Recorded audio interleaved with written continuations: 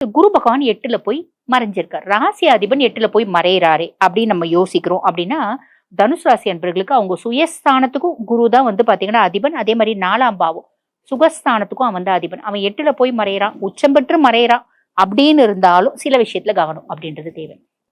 ஒண்ணு, தேவையில்லாத சேர்க்கை வரும்.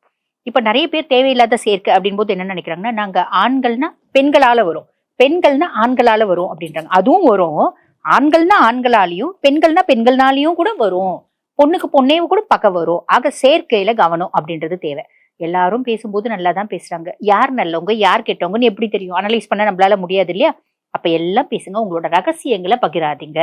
நீங்க நம்ம மன உளைச்சல்ல என்ன பண்ணுவோம்? நம்மளுக்கு ரொம்ப கஷ்டத்துல ஆறுதலா யாராவது பேச மாட்டாங்களா அப்படின்னு நம்ம சொல்ல போனோம் அப்படின்னா அந்த ஆறுதல் தான் நம்மளுக்கு கத்தியா வந்து நிற்கும். ஸோ இதுல கவனம் அப்படின்றது வேணும்.